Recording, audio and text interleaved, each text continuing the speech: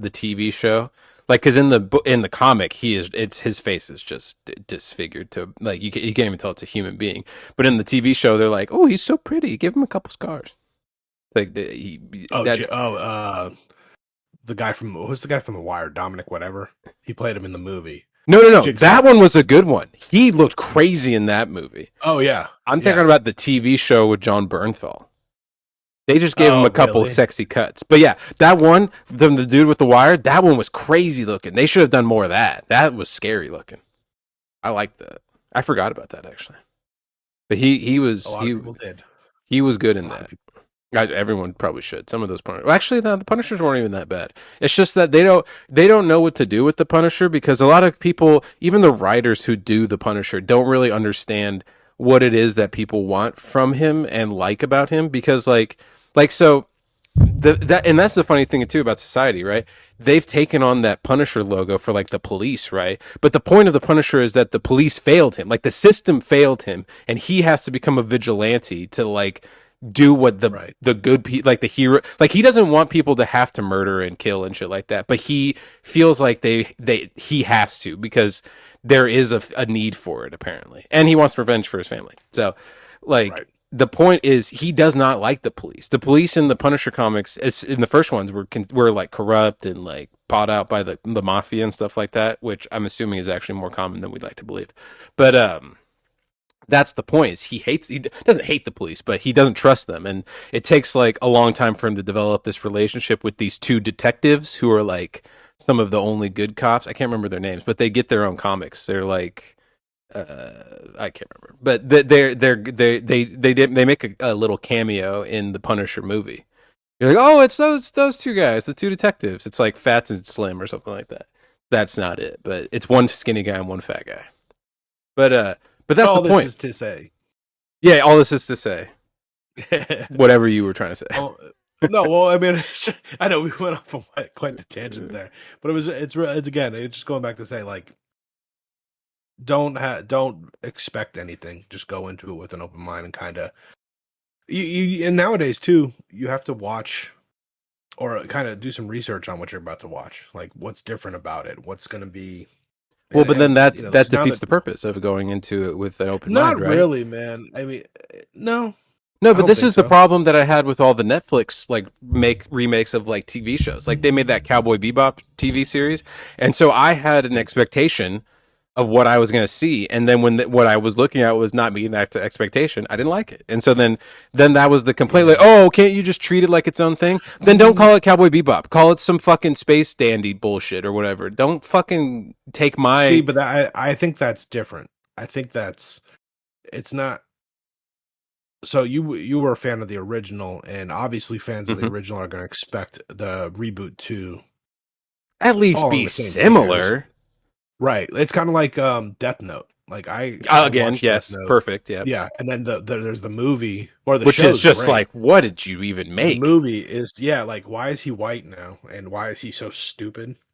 Oh my god, the movie is so bad and makes no sense. Yeah. The only good thing was Willem Dafoe as Ryuk, which I was like, wow, that was you really blew it with this movie, but if we could transpose this to like a good version of this, because that was the whole point of it was like a crime drama, like it was like a procedural to a degree, you know what I mean? Because he's like working with the police and he's working against L, and this it was like a teen like weird like drama. I don't even know, like it was very strange. It was hard to watch. Like I couldn't even get into it, and in that sense, though, it's like I can't watch it for what it is because it's not what. When there's source material, completely changed. Yeah, like when you have Joker, source material, it was. Yeah, right. Now with Joker, with this one, they I don't know, they took too many liberties on this one to go and making it a fucking musical. Like, what the fuck? It probably would have. Yeah, it probably could have been cool if it was not the Joker. Yeah. I don't know. It was just poorly executed. But again, it's a tough thing to do, but you really need to. Yeah, you just got to kind of let it happen. No, I'm not. And sometimes when you let it happen, sometimes when you let it happen, like again in the case of Death Note, it sucks. I can't remember.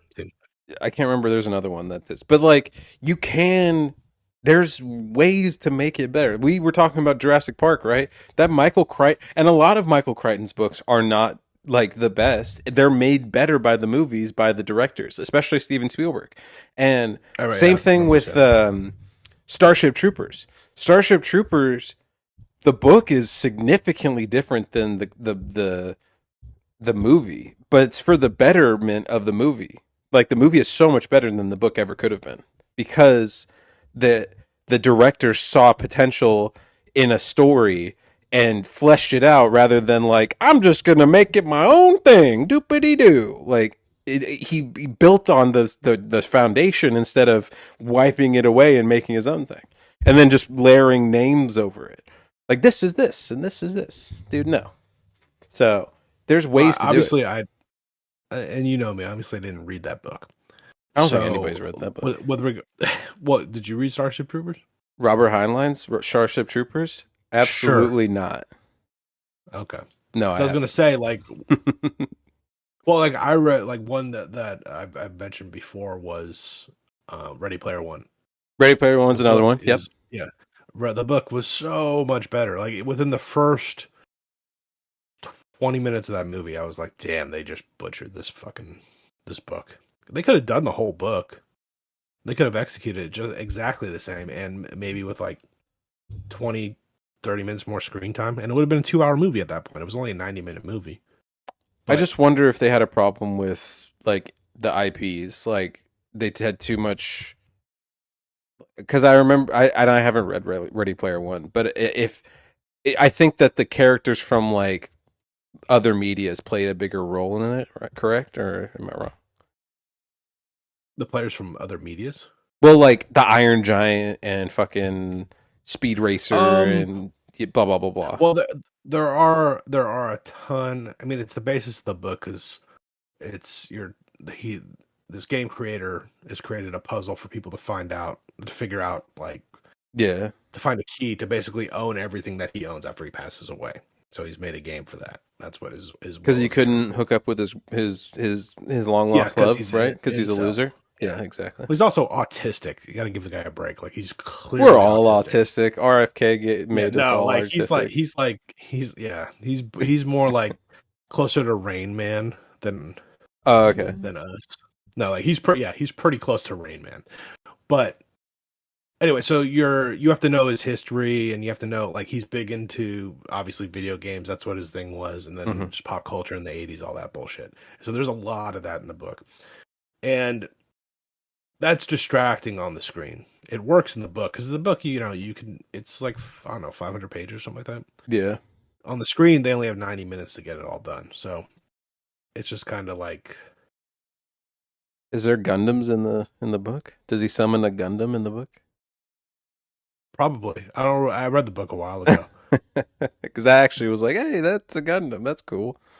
And seeing Speed Racer's car, I like, don't. go But Speed Racer, there's a go. lot of them. Like there's a whole thing on war games. I don't even remember the Yeah, name of the yeah. movie, but Not Adrian Brody. Matthew Matthew Broderick. Broderick. Yeah. Yeah, and but again, just poorly executed. Like the way they did the first race or the first event was just like immediately, like within minutes, I was like, oh shit, they're gonna mess this up. So That's right. Yeah, because he just goes backwards, right, or something. yeah, Yeah, that was it's just stupid. like yeah, Go it Speed was pretty Racer, rough. go.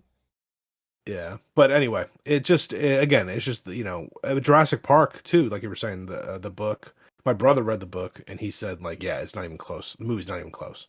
Yeah, Hammond is a big 'Cause asshole in apparently the book. Yeah. the lawyer is apparently like a super badass in the book. Yes. Like Yes. I guess like a raptor attacks him and he kind of fights it off. Yes. I think he was the Yeah. Michael Crichton insert character. Okay. Michael Crichton's like, that would be, I would do that. I'd just punch it in the That nose. would be me. That would Yeah, be that'd be me. me. And then I'd have sex with Ellie Sadler. And we're like, and then Spielberg's like, fucking, this is bullshit. I can't believe I'm making this movie. But then But he it made was it the best better, movie of obviously. 1992. Spielberg just has, I mean, people want to talk shit, but his movies are so much better than with it. Like, he makes the material so much better. Like, everything adds to it. He can tell when to He's a bring storyteller, he's a man. He storyteller, knows yeah. what to do. Yeah, yeah, Which is funny because he hates my favorite, not my favorite, actually. Last Crusade's the best Indiana Jones, but he doesn't like Temple of Doom, yeah. and I really do like Temple of Doom. I thought it was Temple of really Doom fun. was cool, but it was just kind of like out of pocket for that movie, like for that Hmm. series. It was just like, eh. Well, I guess George Lucas wanted to do like a haunted house, and then like Spielberg's like, "No, you idiot, no." But I was like, "Damn, Indiana Jones in a haunted house would be kind of fun." What it? What? Wait a minute. So Indiana Jones, Hmm. the whole time, all of his movies, with the exception of Temple of Doom, he's fighting the Nazis, right? Yes, which I mean, obviously Spielberg would be down with. Well, duh. But it's just like that's why it's like Temple of Doom. It's like, what did he do? Take a break Well, from the Nazis, he or is just that a prequel? well he the idea was never to be like George Lucas wanted Indiana Jones to be like the serial of the week guy. He didn't want him to be like anti-Nazi man. It just was that here's what I'm talking about. Spielberg saw the potential of writing or making a movie about someone fighting the Nazis in that way. And he, because he has such a passion for that subject, right? Because of his descent, he made it better and made it so like Raiders of the Lost Ark is amazing because of Spielberg. Spielberg wrote that up and made him fight the Nazis and stuff. So yeah, George Lucas just wanted Indiana Jones to do whatever he wanted. He was like, oh, let's make him fight space aliens and let's put him in a haunted house and let's like make him fucking yeah. He just was he because George Lucas liked those like small beach paperback books that you read in a day type things like Right. Buck Rogers in the 21st century type shit. So They need to make that movie.